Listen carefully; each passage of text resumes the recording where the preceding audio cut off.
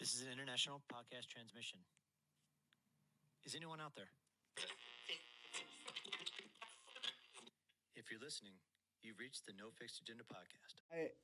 We had a chance to, we all met again. Like we had this really good reputation. Like we're getting a chance to meet a lot of really great people at the Group SD. Yeah. And when we had a chance to meet a few weeks ago, like immediately you started talking about what you do and how you help people. And I was like, man, that would be a really fun conversation to have. Nice. Just to learn a little bit more about it, but kind of the ins and outs of it. And I'd love to dive into it. I'm going to base this off of your website, a subconscious transformation guide. Is that close enough? Something along those lines? That's the best I've got right now. Okay, fair enough. So yeah, I call it a working title. Okay, yeah. All right. Because the guide part, absolutely, and we guide to the parts that we might not have conscious awareness of. Okay. And it's not coach kind of falls short. There is some coaching aspect to it. There's some strategy, action steps, integrations. Got it. But the guidance is the deeper dive, getting underneath the surface of the symptom and actually seeing what is triggering these reactions, what's triggering these chronic states. Very cool. Yeah. Wow. What got you into this? Actually, you're jumping the Sorry. gun. You're jumping the gun. Dude, I'm excited, man. Well, first I'm of ready all, to go. It's my fault. I take full responsibility because I was like, I got him flowing already. You did. Yeah. That's why I was like, did I miss it? Did I miss that? Well, yeah. and Omer, Kevin's like lit right now, dude. He's ready to go. I appreciate the energy Omer came in with because you're like, all well, right, I know, right? Yeah. So we like to do something to get everybody kickstarted here on the show, and it's more of a 30-second elevator pitch. Mm-hmm. That's a swipe left, swipe right situation. So kind of along the lines of a dating app. Oh boy! All right. What's gonna make the listener want to swipe to listen to a little bit more? Yeah. Right. What would be the thing that would catch people's attention right away? If you're feeling blocked, if you're feeling stuck, if you're feeling like you're stuck in the looping patterns, if you're feeling like there's no way out, the anxiety is getting bigger, the intensity is getting more in life, there is actually a lot you can do in a short amount of time to completely transform your reality from the inside out. Ooh. That's nice. Ooh. I like that. Dude, I'm going to have fun with this one. I'm just letting you know right now. Go ahead. So how did you get started in all this? Like, what was that point that you were like, I need to change, or I see it as something that could help people change? Like, what got you started? Yeah, it was really self-serving, really, to begin with. Okay. And to that point, it wasn't even my awareness. It was what we were seeing, my wife and I were seeing start to express in our daughter. That was kind of the impetus. Got it. So my wife's background is in psychology. I was in design for years, so a lot of psychology goes into design theory, goes into creating a functional design that businesses can use. Most of my stuff was interface, so websites, applications, software, kiosks, touchscreen, anything that had a human-computer interaction, I've designed an interface for. And at the time, my wife and I, we would dismiss it. Oh, we're arguing semantics. Oh, we're just disagreeing on the words we're using. We're underneath it, we were fighting. All right. Wow. And our daughter was feeling it. And so she started to get this kind of nervous habit of just picking a blemish, or even if there wasn't a blemish, just kind of creating one. Oh, yeah. To the point where she looked like she had chicken pox, like just little red dots all over. We had those little circle Band-Aids we were using. And at the time, we were still externally focused. So we're like, oh, something's wrong with our daughter. Let's get her help. Yeah. Right.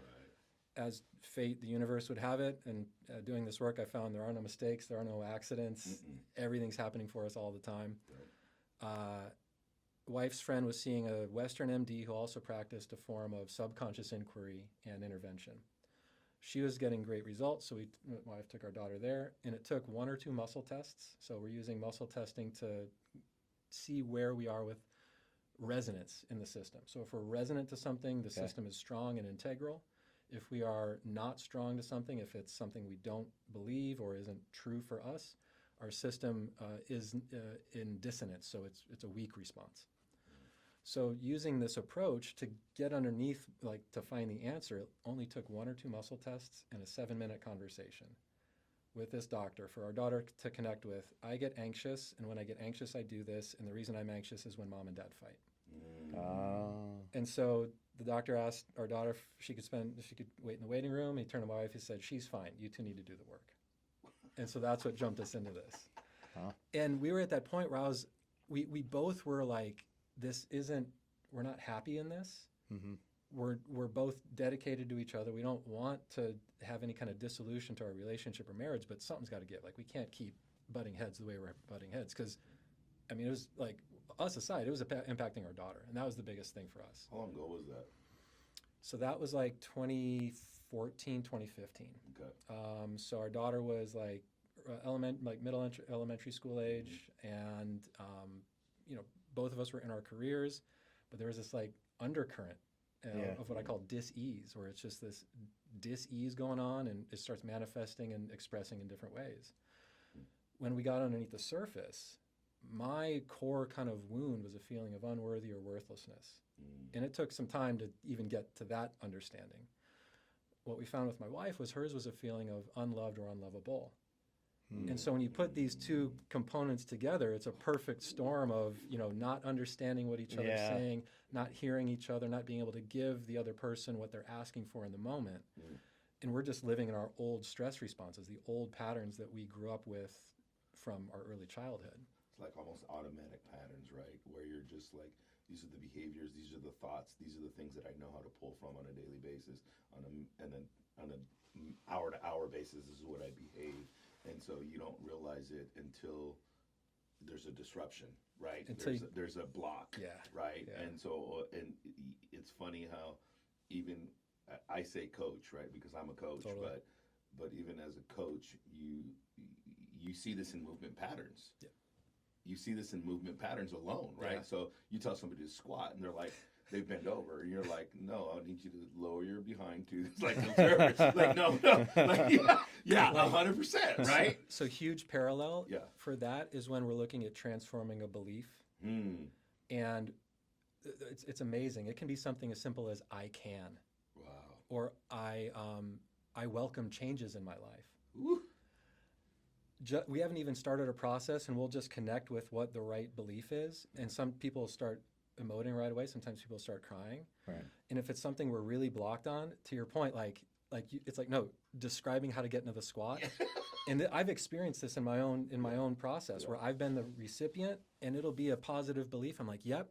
And I was asking my facilitator, the one person who was guiding me, 4 or 5 times, wait, can you repeat that? Because I could not keep it straight in my head. Wow. My system was so like, no, it's dangerous to invite this thought in because it's new and it's different. Yeah. And so what you were just sharing there, I say it all the time, our systems prefer familiar chaos to unfamiliar safety. Yeah, and 100%. I tell people this all the time. It's like, even when you're doing something in just the fitness space, but even outside of the fitness space, right? You think about, when's the last time you really thought about how to turn on the hot water? And you're like, so good. I never fucking thought about it. Yeah. Like, I haven't thought about it since I was 5. When's the last time you thought about driving your car? Like, she goes, I actually didn't realize I was here until I pulled up. Right. Yeah. And so you're like, you're Wow. just like, okay. What? You're like, mind blown. Like, now, like, correlate that to fitness, correlate that to your level. Like, it's the same thing with this, me and this podcast, man. Yeah. Like, I could not fathom speaking in a microphone because I had all these learning disabilities, but I had learned so much self-defense mechanisms and how to keep myself from being embarrassed or being ashamed of how I was and who I was and how I spoke, that putting my voice and the way I speak in a public forum was like the scariest freaking thing in the world. But like you say, I think the universe has people that come into your life or has situations come up, and you just spoke them as like, I'm just talking to Jeff as a close friend. Yeah. And like, Jeff's like, no, let's start a podcast. I'm like, what? No, dude. Like, fuck off. Which is so ironic because you've literally got a voice of gold, you know? Oh, God, really? Did you hear that? Come on, man. Don't tell him Not that. saying you don't. Don't tell him that. But Don't tell him is that. it a little too much fluff on that one? I got big Man. shoulders for a reason. Oh, dude. Well, that's the thing. Don't- Everybody knows. Like that's the thing. You hear Omar speak Yeah. for like 10 seconds, and you already know that it's He's that the he, voice. there's a voice there to. How aren't you in broadcast type of thing? Yeah, well, exactly. So, We did a season wrap up just on sidebar. I was like, you know, this is voice people pay me. People want to pay me to put them to sleep, man. Oh man. well, that's the problem. You're the voice that doesn't put people to sleep because it's loud and right there. Yeah, The it's energy there. behind it. It's hard Yeah. not to hear. So- But anyways, we'll go back to Kevin here. Let's talk about this. I'm diving in, dude. This is like some fun shit right here, dude, for me. Well, beautiful little aside real quick, because I was working with a boxing trainer right around the time I had this experience. So I've been using these tools. I've been getting like a lot clearer, feeling a lot freer in a lot of ways from the inside out. Things were getting a lot simpler. The monkey mind chatter, the hamster wheel was almost non-existent. So just getting a lot more quiet space. But I start challenging myself in a way I hadn't necessarily before with one-on-one boxing training. And I quickly realized, like I surfed most of my life, I quickly realized there's a world difference between like surf fitness and boxing fitness. Oh, yeah. Oh yeah. And in the best ways. I was like, this is exactly it. Yeah. But what I found, and like all the credit to my coach, he's such an amazing guy. But what I was finding is the first session or two, if I had a combination that was off, and again, I'd hit some heavy bags, but never really done mitt work, never really done sequence work. And I wasn't getting it right away. And I found myself swearing, and I found myself like internalizing and getting down. And to the point about like this, the right coach at the right time, he didn't say anything the entire training session until afterwards. He's like, so what was that about? But because I'd been doing the work, I didn't have a dog in the fight. It wasn't like defensive. I wasn't trying to hold on to anything. Yeah. Immediately what came to me is like, that's my dad right there. That's me not living up to my dad's expectations or what I was perceiving as my dad's expectations. Wow. So as opposed to like 4 or 5 years ago, where I would have stewed on that for a week or two, or I would have kept beating myself up, as soon as I connected it, I completely let it go. And it was night and day difference in the quality of my training. Because he held it up to me, shined the light on it. I clocked what he was saying, arrested immediately, and it never came back up. Well, how free did you feel from like having those things when you have those scenarios? How free did that make you feel? Never had a thought that it could be this good, Right? that it could feel this free, and free just in the sense of like Omar shared before, like peacefully present and non-attached, where you take that breath and it could be a feeling of, okay, against all odds, I have a knowing or a feeling everything's going to be okay. Right. Or maybe the voice in your head changes just a little bit, or the clouds part. Yep. And you can get these little nuggets, these little signposts along the way to just let you know, like, you're okay, it's okay. Yeah. But so often we're stuck in that noise of life or in that shallow breath where we don't feel like we've got space, and then we get trapped there. Yeah. And then it's like getting trapped in that wet paper bag. It's like we're surrounded by it. All we need to do is just push. But so often it's like, I don't know how, or I don't know where to push, or I don't know the right time. And then we're kind of on our heels with back in scarcity or fear or whatever else that trigger is. I love your analogies, by the way. Yeah, dude, they're funny. Honestly, they're funny, bro. that's they're awesome. but that's the thing. You talk about the wet bag. Like I can instantly picture myself being in that situation where you're like so stressed. You're like, I can't. What do I do? Yeah.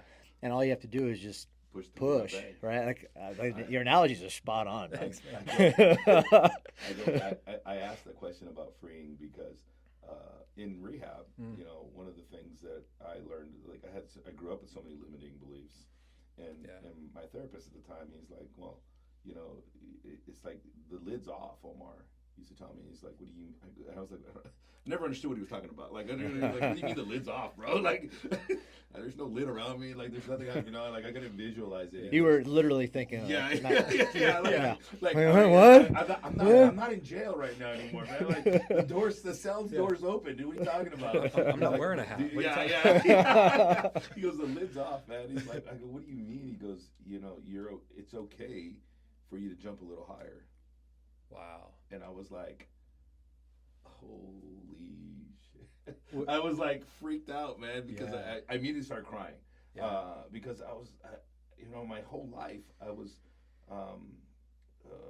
bred to think, well, you're going to die before you're 25. You're poor. You don't have any opportunities in the world. You're I was literally told that I was. They told my mom that your son may have forms of retardation, and so I grew up with all of these things. I'm like, Yeah. I'm not going to amount to anything. Because you're wearing those 100%. beliefs on your shoulder. 100%. Yeah, carrying it with you. And when it came in, I was so angry at that. Yeah. Like I was so mad. Anger is my go-to reaction to adversity or to hardships. Yeah, challenge. And to challenge. Yeah. And so I'm like, and I grew up that whole way. And he's like, the lid's off. You can actually do things that you didn't think you were capable of doing. And he gave me the analogy, like, when you put fleas in a jar and they put the lid on, so he gave me the whole analogy. And he goes, now look, when the lid's off, the fleas are still jumping to the same height as the lid. Yep. And he goes, they didn't realize that you could actually get out of the jar. And 100%. I was like, okay. And so I remember thinking that, and the same thought of freedom when he gave me that analogy was so powerful to me. But I didn't realize what my lid was until I wrote a letter to my father. And my father's gone. He's been gone since I was 11. He made me write a letter to my mother and to my father. My mother was still alive. I procrastinated on reading the letter to my mother. Yeah. Because I really wanted to have the conversation with my father. Right. Yeah. And somebody, I think there was somebody recently asked me, like, if there was one conversation. As a matter of fact, it was last week. Somebody said, if there's one person that you could have a conversation with, who would it be with?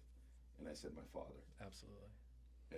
And so he made me read the letter to my father, and then he had me visualize like somebody in the room that was my father, and I read my letter to that person. Yeah. And I remember feeling so like liberated. Yeah. Free. Yep. I was so heavy, I was no longer heavy. I still had some heaviness to me. Sure. But I didn't realize the other heaviness was like clearing my thoughts and emotions and pain and load on my mother as well. And so that was powerful too.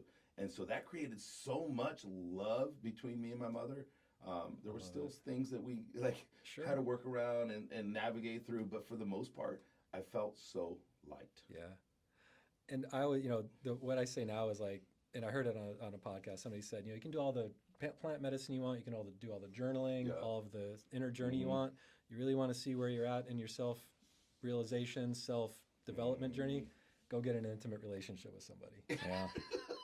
Like our families of origin, our partners, like they're such amazing mirrors for us. And to this day, I mean, my wife and I, we still have dust ups. Stuff still happens. Absolutely. And to your point, it's because of how powerful these bodies are that we're in, and how much the body relies on what is known, what it's experienced. And the beauty part is, like, and you experience it, you can shift it. You can shift the reality that we experience to the past, to the present, to the future, with the right intervention when we're ready for it. Yeah. You opened me up to a whole other level of coaching or guidance. That I deal with people. Heck, I'm dealing with people right now in our community that have lost some loved ones, right? And like dealing with that and having them like realize the difference between when you lose somebody and how you deal with them and how you interact with them and how you process these things, right? It's so powerful, right? And I think perception and what I think our realities are, and it's like enlightening people to realize that if you're watching a loved one die, the person's not dead yet. And so you sit there and you like take the moments to do these things, and it's just reframing, allowing them to go through their process. 100%. You got to let them go through their process. But if you look at the individual and you go, well, let me reframe things for them just a little bit, so that they can still go through their process, but then they actually realize the value of what they had. Like we had the conversation with Selena and Mike Grove, and like dealing with loss is so difficult. But there's also something so beautiful about it. It's a place I feel like, not to get too far afield, but it is just like a birth, any transition, 100%. There is some sacredness to it. Absolutely. From an energetic, a spiritual, a soul standpoint. And I think, again, right place, right time. Right. What is available to us is also a deepening understanding or recognition that death is not an end.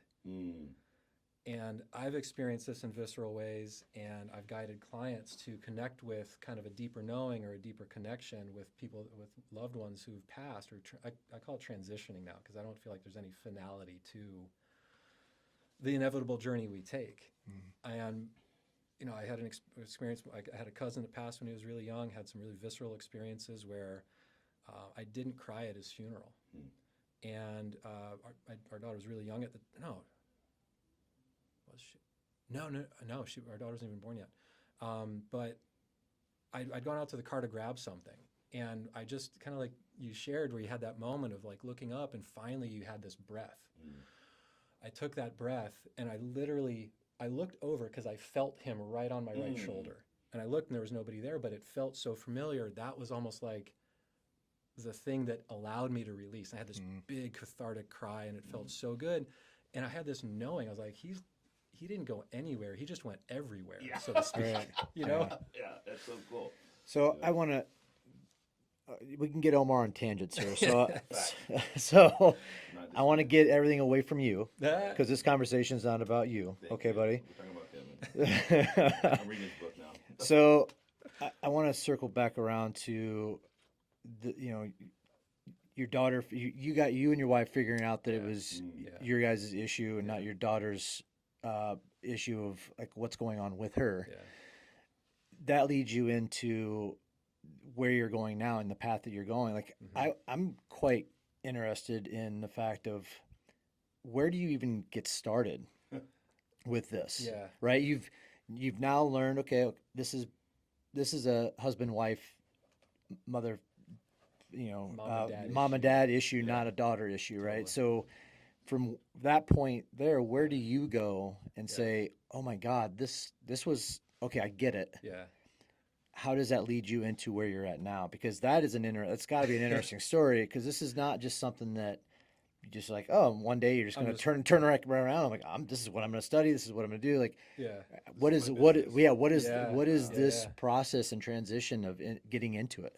So a lot of what I do is really pull back to that 10,000 foot view because so often we get stuck like in the forest for the trees issue. Yeah, we're so close up against it. All we're seeing is like the valleys and canyons of bark. Yes. So pulling back that lens, it actually started when I started surfing, like 12 or 13. I started doing breath work unknowingly. Okay. Like my folks' house I grew up in had a pool, so I'd either beg or I think I might have paid my sister once or twice to come stand on my back in the pool. Oh. So it didn't look like there was just some kid floating head down. Like, no, this is intentional. So I started there just to be able to surf bigger waves and have better breath control. Got it. And then it was like this kind of slow progression. I started becoming interested in my health, started doing yoga, started meditating in my 20s, which kind of seeded this journey. But it really started with working with that doctor who we took our daughter to. Okay. And it was the wildest thing where we it was so wild that I was feeling lighter and lighter every step I took. And a lot of it was connecting with things I wasn't admitting to myself. Got it. I wasn't letting myself feel, or I was hiding from myself. And with his approach, we were able to get to it in seconds instead of dancing around it talking, because he's just testing the resonance of whatever we're focusing on in my system. Huge cathartic releases. And I think the biggest factor is I was ready. Mm-hmm. As soon as my wife came home and told me what they experienced at that appointment, my mind was like, game on, like, let's fucking go. Like, I'm so sick. Wow. I've done the work. I was in talk therapy when I was 11 to 14 because of stuff going on at home. I dealt with a lot of like self-knowledge experiences, kind of from hardship where I didn't feel like I had control growing up. And so I was anorexic for like 4 or 5 years, which was in the late 80s, 90s, like, not many doctors treated anorexia, and even fewer treated anorexia in boys. Yeah, exactly. I was gonna say. Yeah. It's more of a girl thing. Right. And so it just was this thing where it's how it manifested. So I was already in this kind of like internal awareness / turmoil place. Mm-hmm. Yeah. And I feel like what I was really needing was like, give me somebody point me in the direction I'm supposed to go. Where's that neon sign just pointing the arrow? And that's what this approach was. So huge releases. We saw him individually and together, and it was kind of like boxing training. Like there were a couple sessions I'd go, my hand was reaching for the door to his office and I would just start bawling. And I'd go in, he's like, what's going on? I'm like, I have no idea, but it just feels so, I don't care. I don't know and I don't care. It's going, and that's the important thing. Yeah. So I was really leaning into it. I don't have a dog in the fight. I have the awareness from the talk therapy of where the bodies are buried, the skeleton in the closet. I don't care. I don't want to feel this way anymore. Right. And it was fits and starts. I remember I'd leave sessions and I would feel like I was floating on sunshine, walking on cloud nine, and then I would have a crash. And it'd just be like, I call it an energy hangover, where you might get cloudy headed, you might get body aches, some negative thoughts might come in. But we spend so much time in these low grade stress responses that once we find a different way to feel, like a new normal, the old way feels so foreign. But our system keeps trying to pull us back to it because that's what it knows. So it was a step-by-step process. And then shortly after, wife's friend gets trained in a couple subconscious transformation modalities. My wife does the same. And at this point, I'm like, I'm the ball boy on the field. I'm not in the game, but I'm on the team. And in order to get certified in their training, they needed to do like 20 or 40 hours of practice sessions. Okay. So I'm like, Yeah. whatever you got, like let's LFG, like let's go. And so it was just this leaning in, saying yes, doing the hard thing, like kind of scaling that cliff face you don't think you can scale. Yeah. And it was really unintentional. My whole goal was just feeling better. And so I embraced these tools and I just started running with them on my own. I was practicing daily on myself with movement energy, with breath work, with brain balancing. Exercise was a big component. Shifting my diet was a factor. But it wasn't all at once. And I think that's a big, important thing to understand. And so many people are getting so many recommendations from so many different areas, so many different places. Yeah. I mean, you can just scroll on the internet, you can get like 5 different things, but yeah. It's analysis paralysis and it's overwhelm. And then when we get overwhelmed, we go back to what we know. So if anybody's considering taking these steps, just choose one thing. Because our conscious mind, it's a power differential disparity. Subconscious operates at about 500,000 times the processing capacity of our conscious mind. Man.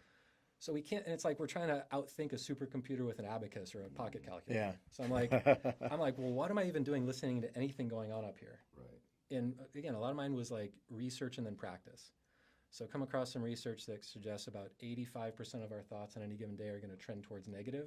About 95 to 98% of the thoughts are going to be a version of something we've thought before, some type of a loop. Recycle. Yeah. Wow. It might, a plastic bottle might turn into a plastic case, but it's still kind of the same material. Yeah. And so I was like, well, I'm done listening to any of this. And so I just started muscle testing everything all the time. I was fascinated by what my system was telling me. So I was muscle testing what shirt to wear, what I was going to eat for lunch, what show I wanted to watch. Because I didn't have a dog in the fight. I was just fascinated by this kind of inner exploration. So kept scratching that itch, kept taking these steps, feeling freer and freer, lighter and lighter. Professionally shifted things a little bit. I had a design studio, a little boutique digital design studio. I ran with a partner for about 10 years. We wound that down. He wanted to go do different things. It was a gut check moment. Like, well, I've wanted to be a designer since I was in 7th grade. What do I do now? I'm like, I still want to do this. It still really lights me up. So I shifted to consulting and contracting, kind of, being that, like that specialist role. Like my network was supportive, everything was flourishing, and I was feeling what I would call fulfilled, where I was using a natural ability that I feel like I always had, which I would call like problem solving, with an interest or a passion, which was design. So I'm problem solving and I'm doing my thing, surfing whenever I want, taking the clients I want, and I keep scratching this itch to the extent where fall of 2019, Thursday before Thanksgiving, I'm in this week of like, I kept getting reflected back to me. I'm like, the analogy I said was like, I felt like I was a toddler in a dark room. Yeah. I was kind of like crab walking around. I could sense stuff there, but I couldn't quite make it out. And I was getting reflections from, people that are on a spiritual path, some people that are very intuitive, and to a person, I was like, oh, it's fear. It's fear. Yeah. I'm like, where is it? I've been scouring this freaking system. Where is this fear? So I just had this week where I'm like, all right, I'm doing all the things. So I did a bunch of different modalities. I did Reiki. I did something called cranial sacral therapy. I did something called body talk. And then I had this biofield harmonics session. I had no idea what that meant. But my wife had gone to see this practitioner. I had a couple friends, and they said, I feel like this is the way to go. So we go in, we kind of have a consult, like, what are you here for? What's your goal? What are you working on? And I have this, I mean, the best way I can describe it is a massive enlightenment experience on the table in this afternoon. So what is that process? The bio. Yeah. What is it? So from my understanding, the best way I can describe it, it's a no touch, no talk session. So once we get in, establish what are you here for? What are your goals? There is no more communication until the kind of the debrief at the end. Okay. And from the clients and friends that I've referred, I've never heard a similar experience. So it's really hyper personal. It's whatever is there for you to get, you're going to get. Okay. And so in my experience, it was like the wildest ride I've ever been on. So laying on a massage table, I've got a sleep mask and one of those like weighted kind of, it's like beans or sand masks too. So I really can't see. Feels like a nice weight on my head. And we had our conversation, and I can hear her kind of making her way around the table. I can kind of sense movement. She's not saying anything. And then my eyes are closed. I'm just breathing calmly. And then it's almost like I'm in a movie theater. Like I call it the cinema of the mind. It's like the curtains open, and what I'm seeing are very, very familiar and very comfortable scenes. Like I'm visually watching it. So the first was like Pacific Northwest. I've always loved like going for a run in like the redwoods and things like that. Next was a low-flying view over the surf. Surf's been a big part of my life. Then I'm underwater. I've always been really comfortable underwater. I'm seeing myself underwater. I'm seeing that I don't need to breathe. I'm like, it's effortlessly peaceful. And then it was a view of me.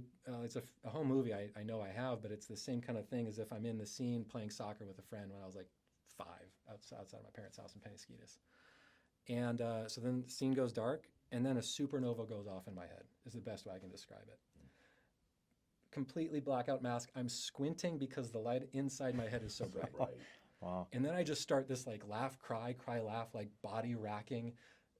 So it's basically like I was mainlining unconditional love and acceptance.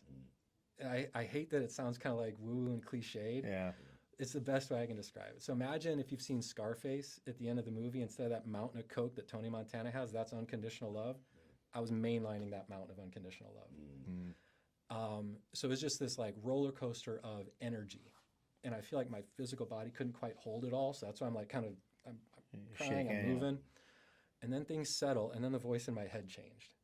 And what I heard in like 99.9% my voice, almost like it was a long lost twin. When I found out there was a twin, I was like, oh, it makes so much sense. But it was this internal connection. And what I heard was, oh my gosh, I'm so glad you made it. We're going to have so much fun together. Yeah, baby. I'm like, do I have an implant? Is this like, earpiece? Like, what's going on? I've never experienced anything. How many drugs did you take before you went in? Thank you. I've had so many people I tell this story to. Like, are you a burner? Like, do you get a Burning Man? Like, how many times have you done ayahuasca? I mean, that's immediately where my brain went to. I've never done ayahuasca. I've never been a Burning Man. This was just right place, right time. Wow. I was ready for it. Right environment. Yeah. And so I come out, and I feel like a newborn colt or like Bambi on ice, where I'm like super like unsteady. I'm like, but like completely content, everything, there is nothing wrong. Everything is perfect. I'm feeling almost like Neo in the Matrix in Bullet Time, where it's just like I'm part of the world still, but apart from it as well. And so I come out, and we have the debrief or the check-in. This practitioner starts speaking in my insider like design developer language. Okay. She's like, I don't know what this means, but it's stuff that I use in the shop all the time with developers, with other designers, like shorthand. And I'm like, oh, I know exactly what you're saying. So I'm furiously taking notes, and she just keeps kind of channeling. And then she comes to the analogy of, kind of what happened was, it's like you were in a high rise, and you were in the elevator going from the 3rd to the 5th floor. And your guy on the 9th floor is like, hey, buddy, up here, this is where the action is. And so then she goes, you're here to create a new human design. I was like, okay, what? Recognizing something called human-centered design already exists as like an archetype descriptor. Okay. So it's kind of like a love language where you can, or like your birth chart, or your star sign, or your your star sign, something like that. Yeah. And so as soon as I hear you're here to create a new human design, first thing that popped in my head was, it's going to be a book. And this is where the book came from, and the title of the book came from. And so it's this shorthand of this inner guide, this inner signal that all of us have But so often the noise of life keeps it muted, keeps us separate from our intuition, separate from our inner knowing, separate from that understanding of like, I am limitless, even though my entire life has been limited. And so then it was kind of this settling. And the other thing that happened was thinking about going back to design work tasted like sawdust in my mouth. And this was like, and I didn't know what this was at the time, but I was like, this is the only thing I can do. This is what I'm here for. Fits and starts. There's some kind of getting the engine turned over. There was some effort there. But then about a week or two later, I downloaded the book in about 2.5 weeks between Thanksgiving and Christmas in 2019. Well, you turned that over that fast? I was writing like 16, 18 hours a day. Damn. It was the most pure flow state I've ever experienced. I wasn't tired. I wasn't hungry. Like my wife's putting food in front of me and water. I'm just like furiously like getting it out. And I started handwriting. It came too fast for that. I went to typing. I ended up doing voice dictation just because what I was getting was coming through so hot and heavy, so fast. And then I pulled back the lens. I'm like, this is an end-to-end handbook for how to connect with your own enlightenment. And that's kind of where I came to. It's like there's some overlap, but there's no universality. It's a really hyper-personal, individual journey because nobody knows the path that we've walked. Even our parents, even our siblings, even our twins. Only nobody knows exactly what we've experienced. So we're really the only ones that can, re-navigate that internal landscape. Where I'd gotten to by this point was I'd spent so much time up and down the mountain, so to speak, internally, like unpacking it, figuring it out, going to some really, really dark places, moving through some really challenging exercises as far as what we call like post-death consciousness exercises, and really releasing whatever fear or latent resistance was still there. And then I was like, well, this is the only thing I can do now. And it was funny. So like a year or two before all this happened, my wife was like, you took like a duck to water to all these practices. You're really good with it. You're amazing with people. You're really empathetic. Would you ever want to do this for a job? And in my mind with design at the time, I was like, yeah, maybe in 20 or 30 years, like in my 60s, second career, that could be fun. Like I'm having too much fun right now. Good retirement plan. Yeah. But the universe had other ideas. And that's the thing. I was head down. I was doing it all for me. And I was like, and the other thing that came out of that was like, oh, well, if I could do this, everybody could do this. And the challenge was I thought I punched my ticket when I had the experience. I was like, I did the thing. I rung the bell. I got the thing on the merry-go-round. Like, where's my gold watch? Like, let's go. And then it was crickets. And I was like, oh, now I'm starting over from square one again, building this thing. Okay, game on. Let's go. How do people come to you as a client, or how does somebody get into something like what would be the first step of somebody looking at this and saying, this may be something that I want to try out and get into? Like, how do you typically tell people and helping out to that? A lot of times when someone finds me or it's kind of the right time for them, they've tried other things. So they've had experiences with talk therapy. They've had experiences with psychotherapy, maybe with hypnotherapy. They have an awareness of something that they don't want to experience anymore or something they want to shift. But maybe the things they've tried have had positive impact but diminishing returns. Another aspect would be if you're on a spiritual journey. Like I've had people come to me, like we always ask on an intake form, how did you find us? And I've been getting the universe sent you to me, this universe sent me to you, Google search, things like that. But a lot of times it's either a referral or they've tried kind of the modern modalities, the mainstream approaches. They haven't found as much success as they're looking for, and they're ready for something else. They're ready for kind of what's next, so to speak. Wow. Do you see a lot of people? I mean, we talk about, I asked you the question, were you on ayahuasca, or have you done any of that stuff? Like, I assume that people that have come to try this out and use your services and go through this process have probably attempted some of that stuff in some degree, I guess. And I don't know. Is that? I mean, there is a demographic. Okay. That is a component. Because it seems like to me that would kind of go hand in hand a little bit with the psychosis of it, and how, like, I've got a friend that deals with ayahuasca and all that types of medicine and everything else, and I kind of look at it as somebody who is wanting to open up spiritually, Yeah. I guess, and kind of figure out what the hell is going on, Yeah. this could, in some sense, go hand in hand with it. I mean, Yeah. am I off base something like that? No. And actually, I think this is a good place to look at, like, everything in its time, everything in its place. Yeah. Because there can always be too much of a good thing. Yeah. And it's funny, right when kind of after I had this, I connected with a friend who he and his wife had done ayahuasca Okay. because their marriage was not happy, and this was the avenue they were looking to get some resolution. And the way I describe it is like I feel like my journey was just hacking with a machete one step at a time through a deep jungle. Okay. And the next thing you know, it's like, oh, I stepped out onto the beach. Oh, there it is. Yeah. Ayahuasca, I look at like those accelerators in Sonic the Hedgehog, Just goes through it. where you're like, I mean, you blow just barrel through through it. the steps. Yeah. Yeah. So a lot of times what I'll work with clients that are either using psilocybin, ayahuasca, other modes where they've connected with what the thing is that they're there to work on, Mm-hmm.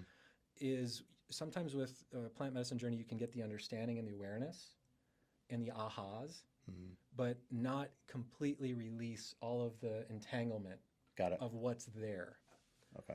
Would you say that it's people that go on these I'll call them drug induced, right? Because they're drugs, drug induced journeys. It's they get the aha moments, but they don't necessarily get the tools to deal with the trees that are in the forest. Would that be a correct analogy? I think it's a really good way to put it. Yeah. Yeah. And so like I've been on mushroom trips and Mhm. stuff like that, and I'm like, that's this little child that you need to deal with. Yeah. Like, yeah. But I think in your scenario, I think what you're proposing and the things that you and your wife work and the demos that you've done at the group SD have been more of like, here are some breathing tools, here's some techniques that you can do to really enlighten or envision what you really want. And it's almost like a toolbox of sorts that you are proposing to your client base of, where are you at? You don't know where you're at. Okay, well, here's a tool that you can figure out how to get there. Yeah. Right? Oh, you know where you think you're at, but you don't know how to deal with it. Okay, well, here's another tool that you can do. Right? Yeah. And so I think what you're doing is more of an awareness, and I think it's very powerful what you're doing. I mean, I want you to tell people, like, you gave us a demo at the Group SD last Friday. Mhm. What was that about? So it's kind of one of the tools, to your point, it's one of the tools in the toolbox. Yeah. And a lot of times when we're in a stress response, to a hammer, everything looks like a nail. Mm-hmm. And so we kind of revert to, like you shared, like your knee-jerk reaction or that habituated pattern was to reach for the anger. Mm-hmm. So that's when everything looks like a nail. So if we can have more tools in the toolbox, not only to be able to utilize in the moment, in real time, in life, and then also the additional layer of support and guidance to unpack that, that's kind of the 1-2 step that I found is really powerful. Because if we go into a session, we do some amazing work, and then we just go back to business as usual, we're not doing anything to inform our system that this is a lasting thing we expect to experience more of. Yeah. Our system's just checking in like, okay, we haven't changed course, we haven't changed direction, nothing's changed, so we're going to pull up all those old patterns because that's what we feel comfortable with, right? Okay, let's get all those back Let's in. go. Yeah, Yeah. yeah. And then you end up back where you were at. But- Exactly. So that's where, in a session, that's where the action steps come in. And it's very individual. So sometimes it could be doing the daily disruptions is what I call them, daily energy hygiene with brain balancing and breath work, which is what we experienced in the group. Other times it's you need to spend more time in nature. Like your body is craving like that breath that you find where you maybe just look up at the sky when you get the head up from what we're grinding at and we find the moment. Yeah. Oh, look at that cloud. Oh, I hear that bird. And reorienting to the present moment is wildly powerful. Yeah. So what we guided in the networking group was a dual practice of one, we can't get into any subconscious intervention or any inner work in a stress state because of how powerful that subconscious is. It's locked down. We're in the trenches. It's ready for a fight, flight, freeze, fawn, whatever the habituated pattern is. So what we do with brain balancing and breath work, there's a number of physiological things that happen, but using an analogy, it's like a tightly wound ball of yarn, and we loosen that up. So we can actually start Pulling strings. Exactly. And then it's wild. I've been looking at kind of, well, what do you do? A lot of what the subconscious intervention is going in with an intention of what we're looking to get to, what we're looking to achieve, what we're looking to gain freedom from, and guided visualization. Because every one of us has all the answers already. Right. There's nothing I can tell you or give to you that you don't already know. What I found is a really powerful exercise is guiding clients to their own answer. Instead of me telling them something, I'll get the answer just because of the work I've done. Some of the extrasensory perception stuff's come online. Again, all of us have it. Yeah. All of us are natural empaths, intuitives, remote viewers, mediums. We've all got all those natural abilities. But belief is a hell of a drug. It is. Yeah. So our belief creates our reality. Our thoughts create our beliefs. And the next thing you know, we're in this gilded cage of can't do anything about it. So we got clear and balanced with the breath work and the brain balancing. And then we guided I call it future casting visualization of how we want our business, because it's a business networking group.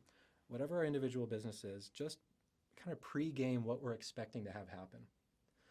And in this way, you're informing your system. You're giving your system your order. You're basically giving the universe the order.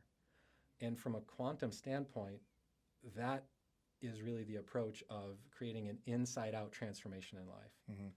Because if we have a belief that's counter to something we want to experience, it's going to be a challenge to get there. It's a barrier. Exactly. So it's a dual process of removing and releasing the barriers, the entanglements, the sticky points, and optimizing our system for what to expect with moving forward with right intention and right action. And so it was just an exercise of kind of a dual approach of getting balanced, grounded, and centered, gaining an idea of what we expect to happen for our success. And then most times what happens is the first action step, or that first thing we need to do or want to do in order to get there, comes right to us. So you clear the space of the noise and the signal's waiting for you. So that's by and large kind of a lot of it. So it's just a little snippet of what we can do in real time to really shift the landscape inside, so we can get more of what we are ordering in life. Yeah, I think the whole group, when you had us doing that drill, is just putting us in the position, and then the breath work that you had us doing. I was excited to do this interview because I was watching your wife guide you through the breath. Yeah. And you come across people and you come across this type of work, and it's very powerful, but it could always easily be misconstrued as something else, as hokey pokey or not useful or what have you. Like and there's an audience for it, and you're right. The person that's being referred to you has to be ready. Yeah. And they have to be referred, right? And they have to be at a certain point, because at the end of the day, if you would have presented this to like my home crew, like my hometown, it would have been like, get this dude out of here, man. This guy's crazy, right? Yeah. And so, but it is so powerful when it comes to actually being practical and using it as a tool. Yeah. I think what you guys are doing is amazing, and it's taken into the point of like even you speaking in this podcast. I used a term with my coach recently. It's like, dude, I'm starting to get resentful of how much time my business is requiring of me. Wow, yeah. And he's like, what are you talking about? And, well, I feel like I'm chopping a tree every time. So when you use an analogy of like we're always chopping away at the tree, there's like your work is actually creating people to kind of get into that center focus of what you actually do. Like, I love the analogies. Jeff's absolutely right. Your analogies are money, right? Your analogies are money, because at the end of the day, it's so true. Like, so many of us go through our lives and we have like the 5-foot view of life. Yeah. And you're bringing somebody outside of it. And for that, whatever 5-minute presentation you gave to us at the group SD, there was a moment where we were just like in self. Yeah. Which was powerful. I'm quite interested. Omar talks about the demographic, and you have to be ready for this type of stuff. What do you, when you're working with people, I don't know. I mean, I think people in more of the liberal state.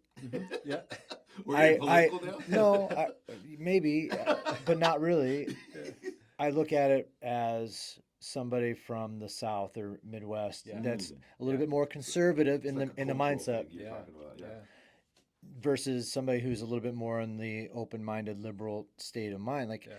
do you, from your clientele, do you kind of see that difference of people that are a little bit more, oh, is this hokey pokey? Is Yeah. this like, Are you asking if he has a bunch of hippies or he has no, like, I think it's, we talk about a lot of this stuff. You know, I've had conversations with Ricky about the Yeah. ayahuasca side of Mhm. things, and it's kind of the same thing. Like, you have to be ready to take that kind of drug. You have to Yeah. be in that mindset. And then there's people that are like, really, like, what's that? What's that really going to do? Type of thing. Yeah. Like, so that kind of interests me a little bit. Of, have you seen the differences of the conservative mindset versus more of a liberal mindset, where you're like, I'm just open, like, hey, I definitely want to try this out, Yeah.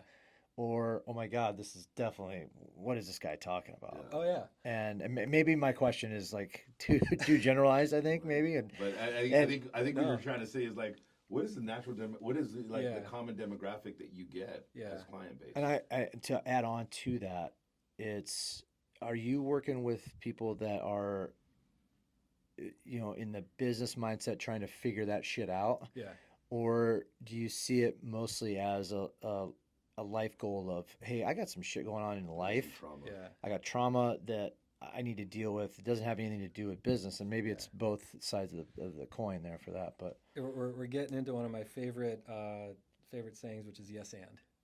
oh, Where's Paige. Paige? Where's Paige? Right? Where's Yeah, Paige? yeah, So 100%. it's not just for improv; it's for everyday life. Yeah. Yeah. Oh. So yeah, I'd say the demographic is usually one of someone who's either on a spiritual journey, personal development journey, spiritual development journey, or like even biohackers. So you can have those type A Silicon Valley. You can have Yes. those kind of like Mm. titans of industry CEO who are looking for that extra Yep. edge. Mhm. Very powerful for that. Yep. And the challenge and the opportunity is that these tools are universal. And another challenge and opportunity is that we are in relationship to everything all the time. Okay. We're in relationship to our thoughts. We're in relationship to our work. We're in relationship to our abundance or our scarcity. Yep. We're in relationship to the feelings, the sensations in our body, although most of us in the West try to live just from the neck up, which is very unsuccessful. You got to integrate the system in order to get, rising tide lifts all ships. But I mean, I've worked with everybody from, people that are self-proclaimed, white witches, positive people in that regard, to magistrates and judges, to police officers, special forces, like operators, to adults with Down syndrome, to kids with that are on the autism spectrum. And so I think that the connecting factor would be spiritual journey, personal development journey, sick and tired of the symptoms I've been experiencing, whether it's a money block, a success block, a relationship, an interpersonal or personal relationship block. I've got a head of steam. I know where I want to go with this side gig, but I just cannot walk through that door. Right. Those are the types of clients that really find great success with these types of approaches. And I always say it's a low bar to entry. One, you got to be ready for change. Yes. Because things are going to change immediately. It's a pretty high bar, buddy. and that's the beauty part, because that's almost step one. Like, I welcome changes in my life. You'd be amazed at how many of us, when we're in a testable situation, test weak to that belief, because our system's like, oh no, we fear change. Oh, I would say 90% of the people in this world don't want. 99, They'd rather bitch about what's going on versus actually go through the change. And then open to this approach. So ready for change, and then open to this alternative, quote unquote alternative approach to reconciling our existence in some ways. I'll use the analogy of like you got to be ready to. You got to want to be sober. You have to be able to want to like do it. And so like people talk about this, and this is AA and NA to the core, man. It's like you sit there and you're like, well, you know, I want to be sober, but I am not going to do that one thing. Like, I'm not going to go to a meeting. I'm not going to go talk to a therapist. I'm not going to go to, you know, whatever it is. I'm not going to go see Kevin to see if he can enlighten me into other things as to why I'm using, right? And so you got to be able to want whatever it is that you're trying to do, and you got to be willing to do anything to get it. And it's a simple equation. The discomfort of what I'm currently experiencing gets to the point of being so great, something's got to give. Ooh. So I'm ready for. It's kind of like falling on your knees, like, all right, God, I don't know what's going on. Help me. Right. And fortunately and unfortunately. So, real quick side note about rock bottom. Yeah. Wildly powerful place to get to. 100%. Because how do we rebound if we are in free fall? Or if we think we're gonna fall. Right. Yeah. So sometimes, like, you know, and this is where it gets in, like, nothing is absolute. Everything is subjective to our experience. So one person's rock bottom could be getting a B on a math test. Yeah. So true. Depending on the family we come from. Exactly. So true. Somebody else's rock bottom is waking up in a gutter with a needle on her arm. Yeah. There is no comparison because, again, nobody knows our individual journeys. Yeah.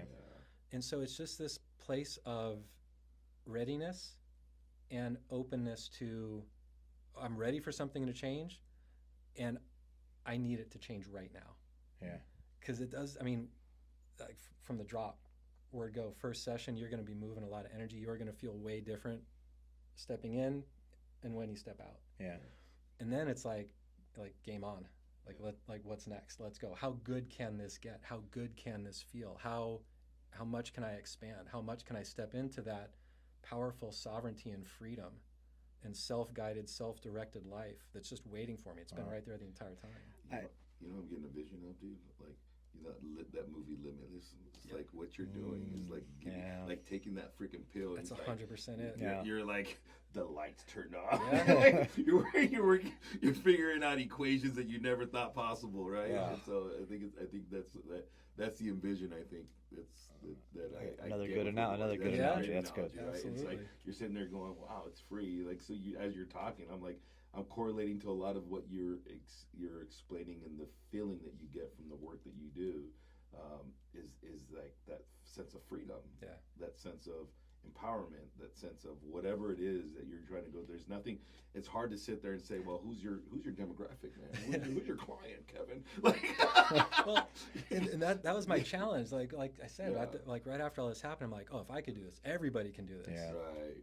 And then I started recognizing, you know, your example that you shared about the lid and only jumping so high. You know, in Australia they call it tall poppy syndrome.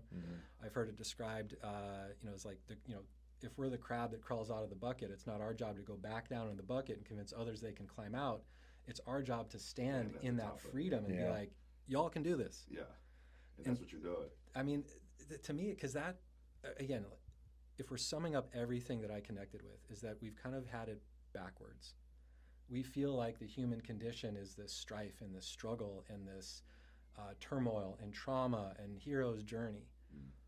But I feel like that's only because we're so immersed in life and we're so close to it. We're redlining life. We're like, you know, redlining at 6. The engine is like revving on high the whole time. It just goes back to forest for the trees. So when we create more space on the inside, we're actually able to connect more with that limitless self, that self-directed, self-governing creator in every single one of us. And my approach, my view, and everything I've connected with, we are all that, and all of us have a huge important piece of the puzzle for us to offer. Maybe it's one person, maybe it's making one difference in one person's day one time. Maybe it's starting to get into that feeling of, oh, this feels really good when I'm in this place of helping myself. I'm getting freer and clearer, so I'm feeling better. So how can I help others feel better? Yeah. And connecting with that. And by and large, we've kind of gotten it flipped where the unnatural state of being is the stress, the anxiety, the depression, the chronic ailments that are kind of migrating or mutating and shifting and changing. And the great analogy I use is if you ever watch a Richard Attenborough nature documentary, a cheetah's chasing a gazelle. Gazelle gets away. Does the gazelle go and bitch and moan to the herd about the cheetah that almost got him for the next year? Yeah. Huge, massive somatic shake and goes right back to grazing like nothing happened. Yep. And so it's just that opportunity of that dual approach of the tools that we can use every day to clean up our energetic hygiene, just like we do with the rest of it, make sure we're going in balanced, grounded. So we're making sure we can respond to situations instead of react to our environment. And I call it, Simon Sinek's, he's a great thinker. He's Unbelievable. got the book, The Infinite Game. Yeah. You guys heard of that? That dude is one of the most motivational speakers I've ever heard. Like, I love his approach. I love his content. Brilliant guy. And I look at this as an internal infinite game. Mm-hmm. It's a continual evolution of transforming our thoughts, challenging our beliefs, and challenging our assumptions about life and who and what we are. Yeah. Just staying open. Yeah. And one of the most powerful things we can do is stay open and curious, because we are conditioned to know. And the more we know, the more fixed we get, and the less room there is for play, the less room there is for exploration. Yeah. I think we're conditioned to know is a safety mechanism. 100%. So it's like if we know, then there is no risk. Yeah.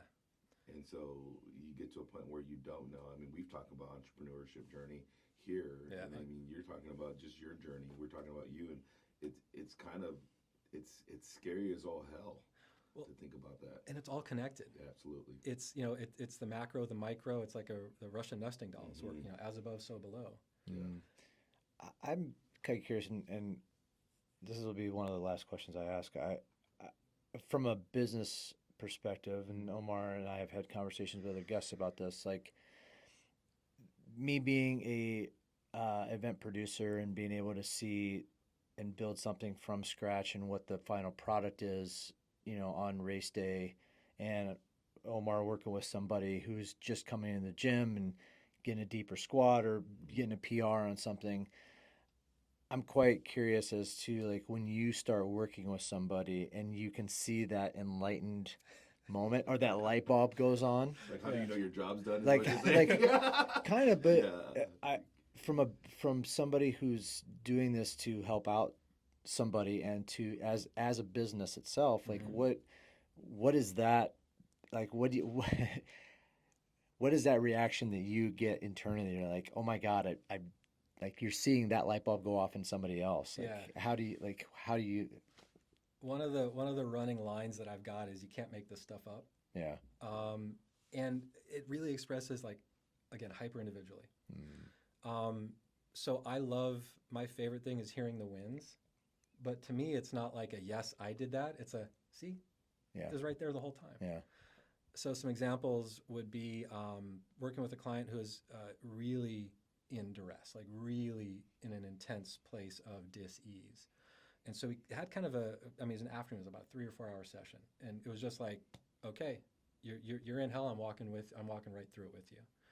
And this client was on antidepressants.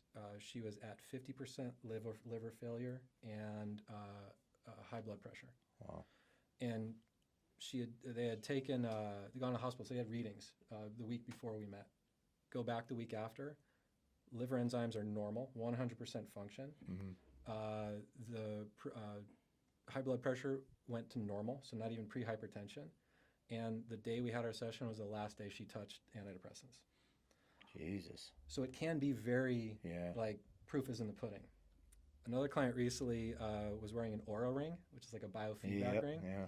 And they'd done meditation, they'd done, a lot of the self-intervention things. I do yoga, I meditate, I walk, I do this stuff, the most they were ever able to adjust or shift their readiness score, which I guess is just kind of a stasis. You're in peaceful present, calm non-attachment. Was like 7 or 8 points. After our session, it jumped 19 points in readiness. Wow. Some less tangible results. Worked with a client whose marriage was in turmoil. They had separated, living in separate houses, and again, walking through like what was this client's hell, this separation. Worked together for a time. I hadn't heard from them for about 6 months. Then checked back in just for some cleanup, tune-up, and oh yeah, by the way, we're back living together. Relationship's better than ever. We're like we were when we started dating. Yeah, baby. Business. Yeah. Business is struggling. And my wife mentioned it, where she worked with a client, a realtor, who wanted to hit a goal of $30K a month. And within 2 months of working together, she hit that goal. Wow. Worked with one session, worked with what was it, a fertility doctor. And she was going to be guiding a presentation for a weekend seminar. So she's going to be on stage and talking, and she was supposed to MC the entire event. Terrified of public speaking. We had one session. She MCs the entire event effortlessly. People are like, can you speak at our event? Like, you're so natural. And she's just like, this is the first time I've ever done this. So again, when we're ready, we can move mountains in minutes. Yeah. And if we're not quite ready to take that kind of 3-meter high dive, then we go down to the springboard and we just take it one step at a time, because we never outpace the client. Yeah. And that's with intention. So we set that intention at the beginning. We're only going to address whatever's in your best and highest good and safe and appropriate for us at this time. And that's the parameter we work within. How fulfilling, I'm going to ask this last question before we move on. How fulfilled do you feel from this work? See, that was kind of my question. I just didn't answer. I just didn't ask you it. didn't ask it as I beautiful did. as I did. You're right. Yeah. You were right. You were a little bit more to the point. I fucking get it. It's not, again, it's not either or. You need it both, bro. Jesus. Like, you Come need on, it man. both. You need it both. He gave you the answer you were looking for, because I loved his answers, because now we get an idea of the audience will understand of how Kevin can help them. Yeah. Right. Like, somebody's gonna be listening to this no. going, you know what, I need a breakthrough, but I don't even know if this guy's really the guy for me yet, Yeah. or if he could even help me with the thing that I Right. need to be helped Right. with. Yeah. Right. My question more is like you. Yeah. Like you tell the whole story. Yeah. Right. You write a book. Yep. In days, right? And just listen to you talk about everything and how passionate you are about it. Like, I know as a coach, when I watch somebody walk through the door and they've been with me for 4 or 5 months, a year, or whatever the case may be, or for whatever time that we want to be, and they walk out a different person, or you don't even recognize the person anymore, right? And so, like, that to me is like, I'm doing what God intended me to do. Yep. I feel like I am serving people to the highest level that I know, and my legacy will be fully intact when I'm gone. Yeah. And so that is, like, for me, a powerful thing for me as a coach, right? As a business owner, and I'm sure you feel the same way. I mean, hell, I watched you get teary-eyed about bringing up your season pass holders for your event in this last race, Jeff. Like, that was powerful. I was like, I look back at you, bro, and you're sitting there with all these people, and you're like, I really want to just thank you. And I'm like, look at all those people supporting my man, my boy. Right there. Like, it's so cool. And Like, it's that's reciprocal. So it's 100%, right? In all of these relationships. So that's my question to you. It's Yeah. like, how fulfilled does this make you? And it's like, even though it's some of the non-tangible things that you can't correlate, and some of the things that you can correlate. Nourishing. Yeah. Like, nourishes the soul. On one hand, because I know how good it has felt on my own journey. So I have an understanding of how good it can feel for clients. So I'm like, I want everybody to experience this. I want everybody to feel how good, how peaceful, how present, how quiet mind, how engaged we can be. And it's one of those questions like, well, if money wasn't an object, what would you be doing? Ooh. Exactly what I'm doing right now. Amen. Yeah. Woo. Woo, that's a drop the mic right there, buddy. Sorry. So tell the people where they can find you. Yeah. Where they can find your book, the whole thing. Let our audience know where they can. I mean, hopefully they're knocking down your door. I appreciate it. I need your help. So the best way, kind of the best hub, kevinrussell.guide. And then I link to our transformation program, the Radical Enlightenment website, which is where a lot of the books, a lot of free exercises. You can download that daily positive disruption, radicalenlightenment.com. But you can pretty much get to everything through kevinrussell.guide. Yeah, so I'd say start there. If you want to chat, drop me a line. Happy to unpack any of this. Wow. And so they can reach you through kevinrussell.guide if they want to. Do you do in-person stuff or do you do online stuff? I know we talked about it at the group SD. Your wife does a lot of in-person stuff. Yeah. And you kind of stay online, or is that? Yeah, it really depends. If you're in town, you prefer to work in person, then it's just coordinating the office to make sure we've got that space. Being kind of where we are, and when I started, I actually had a lot of like out-of-town clients. It was like Australia, Japan, Europe, East Coast, so just kind of as a natural flow to start working online. But it's really a preference. If you're in town, you prefer in person, absolutely. But we are I mean, you get the same experience in person or not. And then it's really just a factor of readiness. Yeah. Yeah. Well, Kev, thanks for coming in, man. This was You guys, this was really Yeah, fun. I'm talking about a lot of fun. This is Yeah, like the beginning of I cannot wait to dive read into this. this. Yeah, Yeah.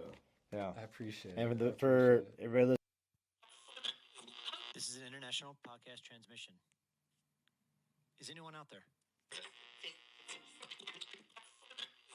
If you're listening, you've reached the No Fixed Agenda podcast.